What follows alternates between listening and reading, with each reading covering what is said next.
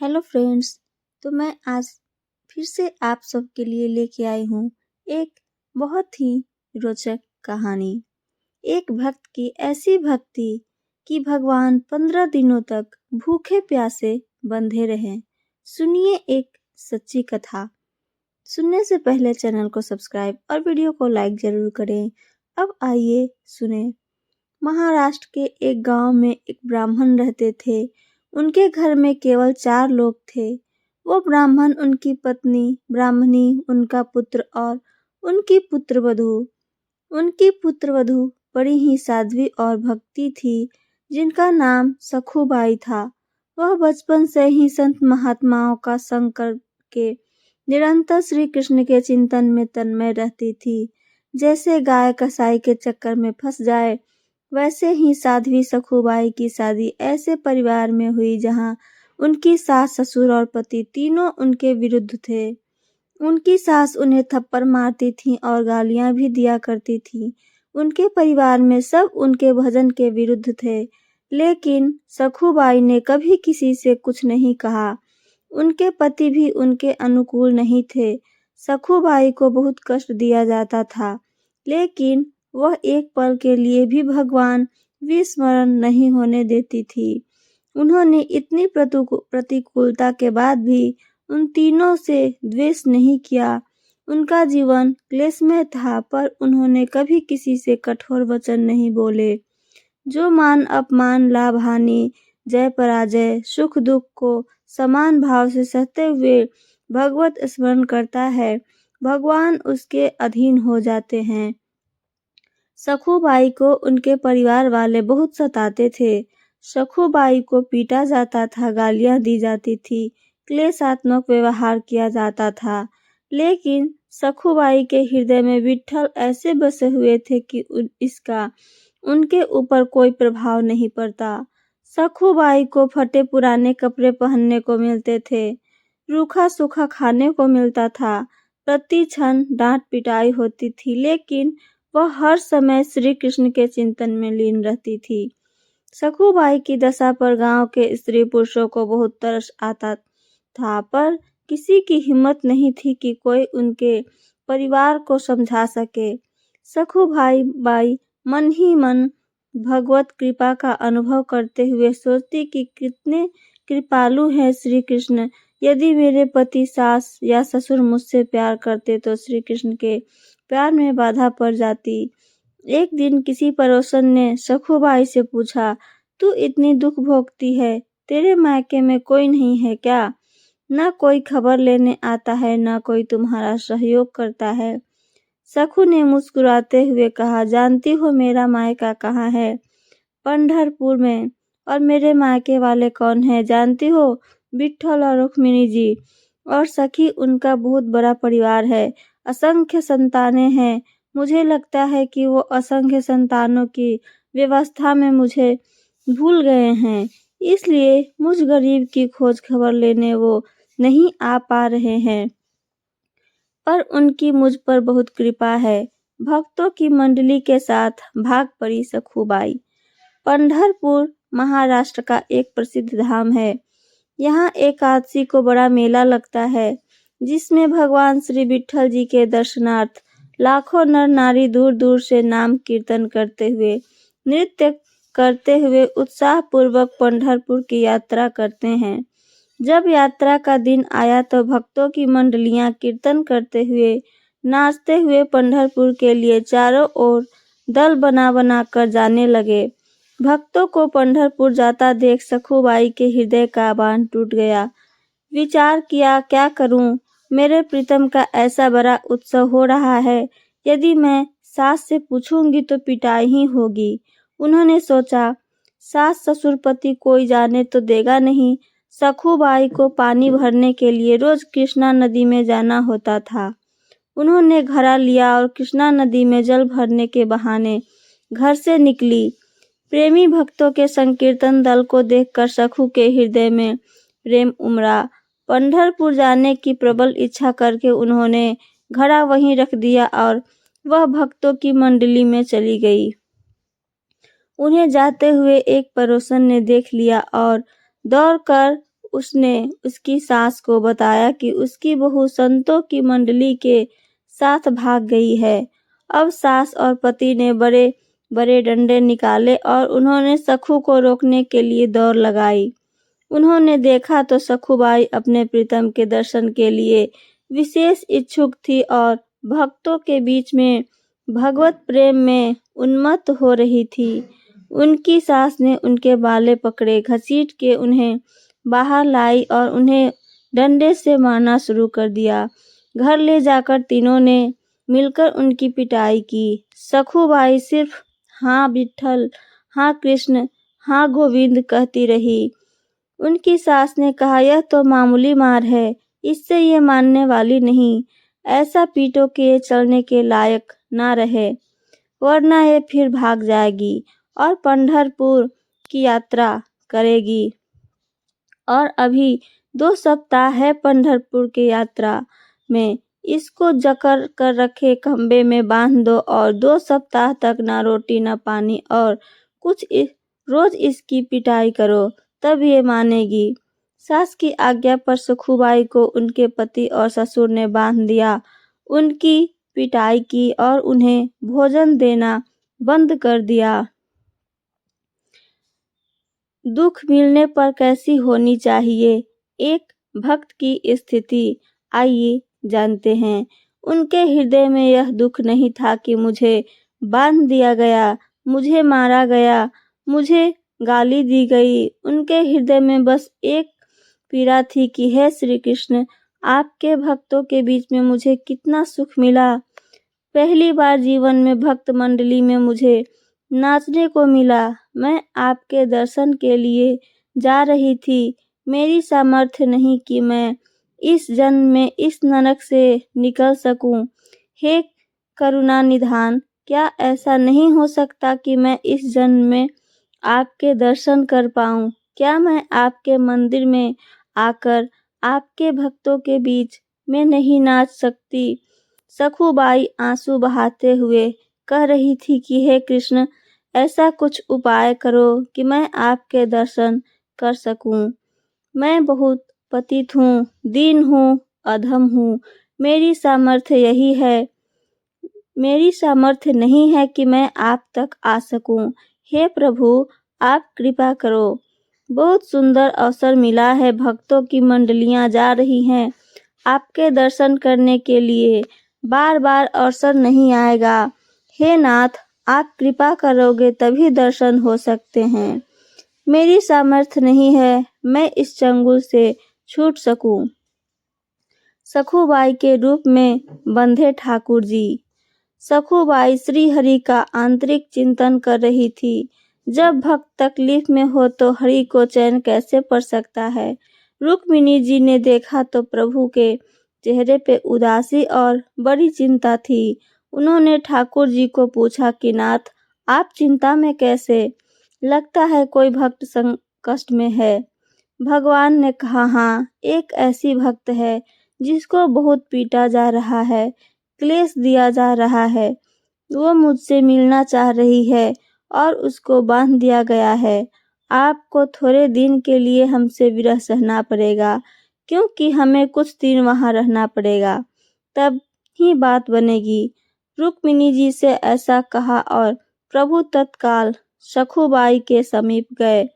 उन्हें न भोजन दिया जा रहा है, ऊपर से गालियां दी जा रही है और पिटाई की जा रही है। सखूबाई की आंखों से अश्रु बह रहे थे और वो प्रभु के ध्यान में निमग्न थी। प्रभु ने एक बहुत सुंदर नवयुवती का रूप धारण किया और बोले, सखूबाई, मैंने सुना है तुम पंढरपुर जाना चाहती हो, चलोगी मेरे साथ पंढरपुर?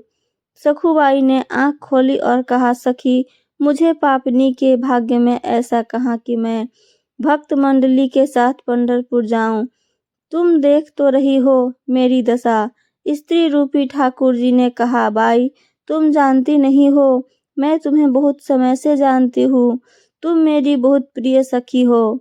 उदास मत हो। मैं जिसकी सखी होती हूँ उसको मैं कभी उदास नहीं देख सकती हूँ। मैं तुम्हारी रस्सी खोल देती हूँ और तुम भाग जाओ मंडली के साथ। सखुबाई ने कहा, मेरी सास फिर पकड़ लेगी। प्रभु बोले, बिल्कुल नहीं, इसकी तो तुम चिंता ही मत करो। ठाकुर जी ने सखुबाई को निकाला और स्वयं सखुबाई का रूप धारण करके रस्सी में बंध गए। ठाकुर जी की सेवा से आया सखुबाई के परिवार के स्वभाव में परिवर्तन। आइए सुनते हैं आगे की कहानी। जिनका नाम स्मरण करने से माया का बंधन टूट जाता है, जिनको पाना बड़े बड़े योगियों के लिए दुर्लभ है, वही भगवान अपनी भक्त सखुबाई के लिए एक साधारण स्त्री की तरह बंध गए। ठाकुर जी चुपचाप चाटे खा रहे हैं। ठाकुर जी को कई दिनों हो गए भोजन नहीं मिला, पानी नहीं मिला और रोज उनकी पिटाई भी हुई। 14 दिन बीत गए, प्रभु बंधे रहे, रोज डंडे और गालियां खा रहे हैं। उनके पति को उन पर दया आई तो उन्होंने सखुबाई के रूप में जो ठाकुर जी बंधे थे उनको खोल दिया। पति की आज्ञा के अनुसार सखुबाई रूपी श्री भगवान ने स्नान किया, सुंदर रसोई बनाई और सबको खिलाया। भोजन पाने के बाद तीनों के हृदय में बहुत प्यार उदय हुआ। सखु रूपी भगवान ने अपनी सेवा और सुंदर व्यवहार से पति, सास और ससुर तीनों के स्वभाव को बदल दिया। अब तीनों सखुबाई स्वरूप श्री भगवान से बहुत प्यार करने लगे थे। पंढरपुर पहुंची सखुबाई। उधर सखुबाई पंढरपुर पहुंच के नाम संकीर्तन करते हुए नाच रही है। प्रभु के प्रेम में वो इस बात को भूल गई कि मेरी जगह कोई और सखी बंधी हुई है। आनंद के में विभोर हुई सखुबाई ने चंद्रभागा नदी में स्नान करके मंदिर के अंदर प्रवेश किया। वो मंदिर में जाकर श्री हरि के दर्शन करके आनंद सिंधु में डूब गई। सखुबाई का प्रभु में ऐसा मन लगा कि उन्होंने प्रभु के सामने प्रतिज्ञा कर ली कि जब तक शरीर में प्राण रहेंगे मैं पंढरपुर की सीमा के बाहर नहीं जाऊंगी। उन्हें क्या पता था कि उनके बदले बद्रीनाथ जी वहां बंधे हुए हैं। सखुबाई पांडुरंग के ध्यान में संलग्न हो गई। सखुबाई के सामने वह स्वरूप प्रकट हुआ कि सखुबाई विट्ठल हो गई और भगवान के सौंदर्य के दर्शन में इतना मनमुग्ध हो गई कि उनके प्राण छूट गए। सखुबाई का अंतिम संस्कार और पुनर्जन्म एक ब्राह्मण उस मंडली में आया था और उसने सखुबाई की लाश को देखा। उसने साथियों को बुलाया और सबने मिलकर सखुबाई के शरीर का अंत्येष्टि संस्कार किया। इधर रुक्मिणी जी ने विचार किया कि ठाकुर जी कह के गए थे कि कुछ ही दिनों में वापस आ जाऊंगा, आज तक वापस नहीं आए। फिर ध्यान देके देखा कि जिसके लिए गए थे उनके तो शरीर छोड़ दिया, अब उसके शरीर का अंतिम संस्कार भी हो गया। अब मेरे प्रभु को तो बहू बनकर वहां रहना ही पड़ेगा। अब रुक्मिणी जी को बड़ी चिंता हुई। रुक्मिणी जी शमशान पहुंची और उन्होंने सखुबाई की राख, हड्डी वगैरह को एकत्रित किया और प्रेम दृष्टि से देखा तो सखुबाई जीवित हो गई। सखुबाई को ऐसा लगा जैसे वह गाढ़ निद्रा से जगी हो। रात को स्वप्न में रुक्मिणी जी ने सखुबाई से कहा, देखो पुत्री, तुम्हारा प्रण पूरा हुआ। तुमने कहा था कि जब तक इस शरीर में प्राण रहेंगे मैं पंढरपुर की सीमा के बाहर नहीं जाऊंगी। तुम्हारा वह शरीर तो जल गया, अब तुम लौट जाओ और मेरे प्रीतम को तुम्हारे रूप में घर पर हैं। आदेश पाकर सखुबाई आनंद मगन होकर वो 2 दिन बाद यात्रियों के साथ वापस लौट आई। सखुबाई की वापसी। सखु को आता देख सखु वेशधारी भगवान बद्रीनाथ जो वहां बहु रूप में थे, उन्होंने सोचा कि अगर वो यहाँ आ गई और मैं भी यहाँ रहा तो गड़बड़ हो जाएगी। ठाकुर जी ने तत्काल सास से कहा कि मैं पानी लेने जा रही हूँ। उन्होंने घड़ा लिया, घाट पर आई और पूर्व परिचित सखी का वेश धारण कर सखुबाई से मिली। उन्हें देखते ही सखुबाई को सारी बातें याद आ गई। सखुबाई ने दौड़ करके उन्हें हृदय से लगाया और कहा, सखी, आपकी कृपा से मुझे पंढरपुर जाने को मौका मिला। मुझे मेरे ठाकुर जी के दर्शन हुए, उनके चरणों को पकड़ लिया। बहन, तुम्हें बहुत कष्ट भोगना पड़ा होगा मेरी वजह से। ठाकुर जी ने कहा कि तुम चिंता मत करो, तुम सुखी हो गई हो ना? सखुबाई ने कहा, हाँ। ठाकुर जी ने कहा, मुझे कोई कष्ट नहीं हुआ। यदि तुम्हें सुख मिला तो हर कष्ट मेरे लिए सुखमय है। तुम ये घड़ा लो, इसमें जल भरो और घर जाओ। सखुबाई घड़ा भरकर अपने घर को गई और ठाकुर जी अंतर ध्यान हो गए। सखुबाई की भागवतीत स्थिति हुई उजागर। सखुबाई घड़ा उठाकर घर पहुंची और स्वाभाविक अपने काम में लग गई। सखुबाई को सास ससुर और पति के बदले हुए स्वभाव को देखकर बड़ा आश्चर्य हो रहा है कि इतना प्यार मिल रहा है। दूसरे दिन तो वो ब्राह्मण जिसने सखुबाई के शरीर का अंतिम संस्कार किया था वापस आया और उसने सखुबाई के घर पहुंचकर कहा कि मैं एक खबर देने आया हूँ। तुम्हारी बहू पंढरपुर गई थी, जहाँ ठाकुर जी के दर्शन करके उसने प्राण त्याग दिए और हम सब ने उसके शरीर का अंतिम संस्कार कर दिया। परिवार वालों ने कहा कि हमारी बहू तो घर के अंदर है। आवाज लगाई, सखुबाई सामने आ गई। उस ब्राह्मण के होश उड़ गए। आखिर ब्राह्मण के बहुत कहने पर उन्होंने सखु को अपने पास बुलाकर पूछा कि हमने तुम्हें यहाँ बांध रखा था, लेकिन ये कहते हैं कि तुम पंढरपुर में गई और वहां मर गई। कैसी बात है ये? सखुबाई ने कहा, ये जो कह रहे हैं बिल्कुल सत्य है। जिस समय आपने मुझे बांध रखा था उस समय कोई नवयुवती स्त्री आई थी और उसने मेरी सहायता की, मुझे खोल दिया। मैं भक्तों के साथ पंढरपुर गई और वो यहाँ बंधी रही। मुझे तो वहाँ भेज दिया और स्वयं आपका प्रतिकूल व्यवहार सहती रही। मैं पंढरपुर जरूर गई थी। वहाँ एक दिन मुझे बेहोशी भी हुई।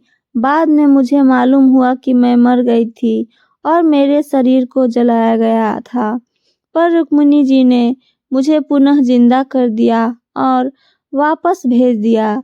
मैं जब नदी के पास आई तो वह युवती जिसने मुझे खोला था वो मुझे घड़ा देकर चली गई। आप लोग जानते हैं वो युवती कौन थी?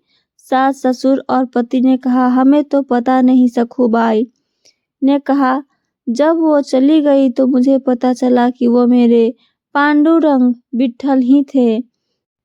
आप लोगों का बड़ा सौभाग्य है कि आपको मेरे इष्ट के दर्शन हो गए।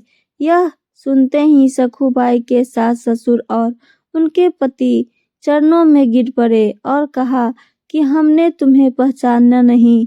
हमारे घर में ऐसी परम भक्त परम साध्वी रहती है जिसके अधीन श्री भगवान है। हमने तुम्हें बहुत सताया, हम पर कृपा करो। संत सखुबाई ने सास ससुर और पति को भक्ति का उपदेश दिया।